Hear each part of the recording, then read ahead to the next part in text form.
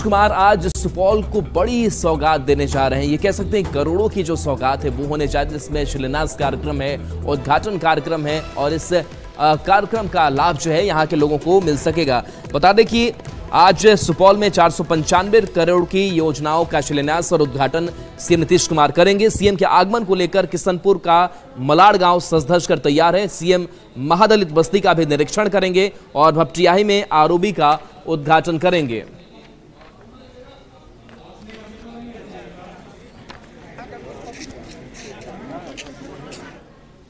और देखिए, प्रधानमंत्री का रूस दौरा, ये दौरा काफी अहम और इस दौरे के दौरान चीन से भी बातचीत हुई है। द्विपक्षीय वार्ता चीन से हुई है। बता दें कि इससे पहले चीन से द्विपक्षीय वार्ता 2019 में हुई थी और एक बार फिर से यह वार्ता की तस्वीर सामने आई है, जहां बता दें कि जी जिनपिंग जो चीन के राष्ट्रपति हैं उनसे द्विपक्षीय बैठक होनी है और आज शाम 4:30 से 5:30 बजे के बीच मुलाकात की बात तो सामने आ रही है। दोनों नेताओं के बीच करीब 5 साल बाद एक द्विपक्षीय बैठक होने वाली है। इसके पहले 2019 में पीएम मोदी और चीन के राष्ट्रपति शी जिनपिंग के बीच द्विपक्षीय बैठक हुई थी और इससे पहले भी कई बैठकों का जो दौर है वो प्रधानमंत्री नरेंद्र मोदी ने पूरा किया है। सीमा पर दोनों देशों के बीच शांति स्थापित करने की कोशिशों के बाद पीएम मोदी और चीन के राष्ट्रपति शी जिनपिंग की इस मुलाकात पर पूरी दुनिया की नजर है। दोनों नेता रूस के कजान में 16वें ब्रिक्स शिखर सम्मेलन में शिरकत करने के लिए पहुंचे हैं।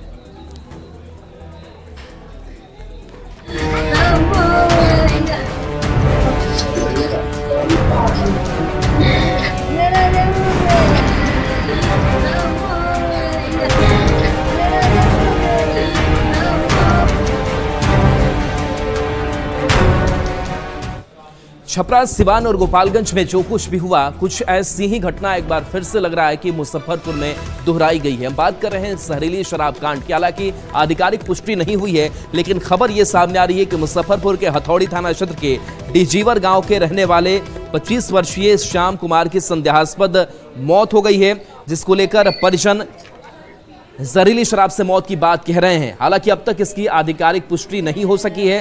पुलिस शराब से मौत की बात की पुष्टि नहीं कर रही है। ऐसा कहा जा रहा है कि सभी लोग ने आरा में शराब पी थी, जिसके बाद एक की मौत हो गई और 2 लोग की हालत गंभीर है।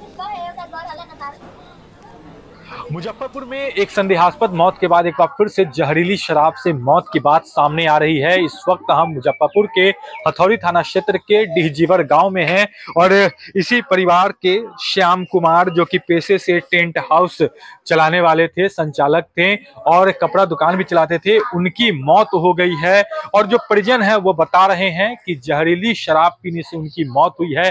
गाँव के 1-2 लोग और हैं जो इससे पीड़ित हैं और उनका इलाज जो है चल रहा है। कुछ लोगों का इलाज पटना में चल रहा है।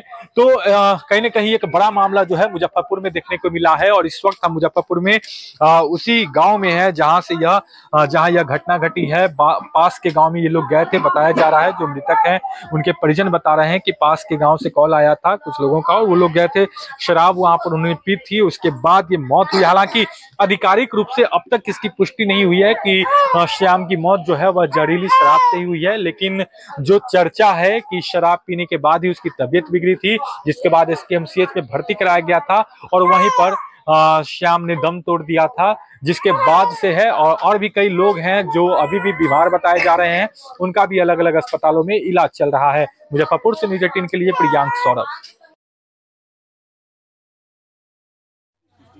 दारू लाने सरच्चा में गए थे, उनको कोई आदमी फोन किया था तो वो सरच्चा में गए थे। अब उनके बाद 7 बजे हमको पास था, उसके बाद 7:30 बजे चल गए सरच्चा। 10:04 पर घर आए। वो हमसे बात भी किए, प्यार से रहो कि रात में हमको साथ गोदी में सुताए कि सवेरे में बोलो कल। और देखिए, भले ही मुजफ्फरपुर में आधिकारिक पुष्टि नहीं हुई है कि शराब से ही मौत हुई है, लेकिन एक चीज देखने को मिलती है कि जब भी ऐसी घटनाएं सामने आती है तो कई लोग ऐसे बीमार पड़ते हैं जिनकी आंख की रोशनी चली जाती है और ठीक ऐसा ही मुजफ्फरपुर में भी हुआ है। 3 लोगों की तबीयत खराब हो गई। जानकारी के मुताबिक जहरीली शराब से युवक श्याम सहनी की मौत हो गई थी और उसी गांव के मुकेश सहनी और विरोधी सहनी की तबीयत खराब हो गई। सीतामढ़ी के भी एक युवक की तबीयत खराब है। फिलहाल सभी लोग को अस्पताल में भर्ती किया गया है, जिनका निजी अस्पताल में इलाज चल रहा है। हालांकि अभी तक पुलिस ने शराब से मौत की पुष्टि नहीं की है। पर हम नहीं कुछ जान रहे हैं। अब कहाँ खाएं, कहाँ पिए, कहाँ क्या किए, उसे हम नहीं जान रहे हैं। हम लोग तो घर में रहने वाला न है। वो पी के आते हैं? क्या पी के आते हैं? हाँ। क्या हुआ, उनकी तबीयत बिगड़ गई? हाँ, उनकी आँख की रोशनी से आँख से नहीं लौट रही हैं और पैर रख रहे हैं तो उसको नहीं रखा रहे हैं सही से। हाँ। तबीयत ज़्यादा खराब है उनकी? हाँ। उनको कहाँ ले गए हैं इलाज के लिए? ले गई थी मुजफ्फरपुर, तो वहीं पे रखे हैं। पता ना, हमसे उनका बात नहीं हो रहा है। और देखिए, डाना तूफान का जो असर है वो बिहार में भी देखने को मिल सकता है।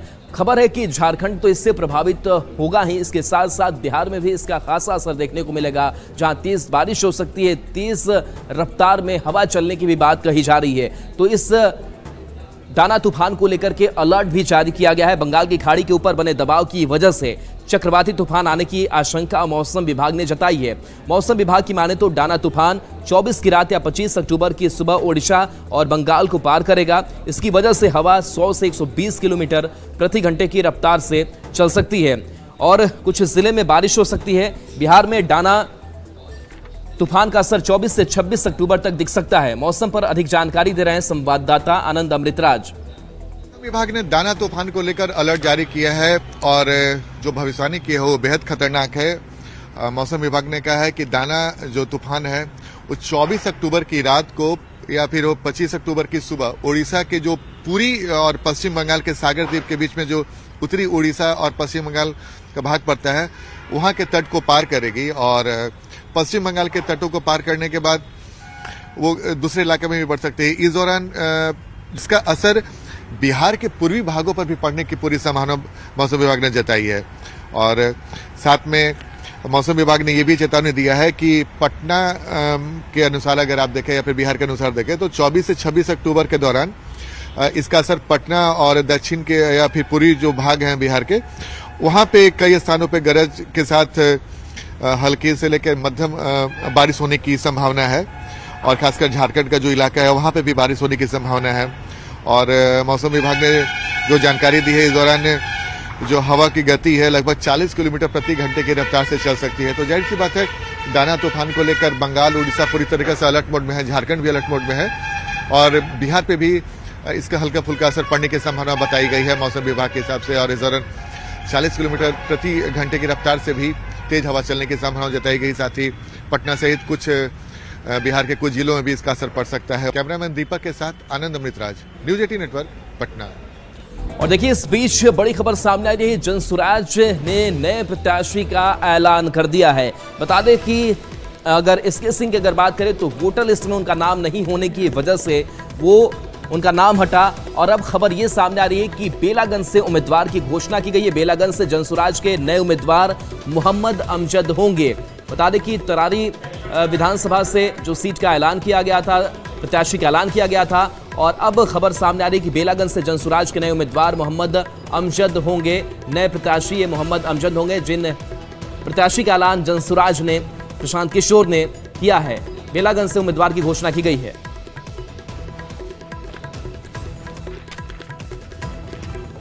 और देखिए, दिल्ली एनसीआर में हवा की जो प्रदूषण की का जो स्तर है वो काफी अब खराब होता जा रहा है और ऐसे में माना जा रहा है कि सांसों पर संकट लगातार यहाँ के लोगों पर बरकरार है क्योंकि जो ग्रैब 2 है वो लागू किया गया, लेकिन इतनी प्रतिबंध और पाबंदियों के बावजूद भी कह सकते हैं कि सुधार देखने को नहीं मिल रहा है। इसके तहत कोयले और जलाऊ लकड़ी के इस्तेमाल पर रोक लगा दी गई है। इसके साथ ही होटलों, रेस्तरां और खुले भोजनालयों में तंदूरों पर भी रोक रहेगी।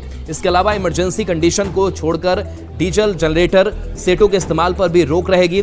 परेशानी की बात यह है कि इन पाबंदियों के बावजूद प्रदूषण बढ़ रहा है। नोएडा का AQI 308 दर्ज किया गया है जो खतरनाक श्रेणी में आता है।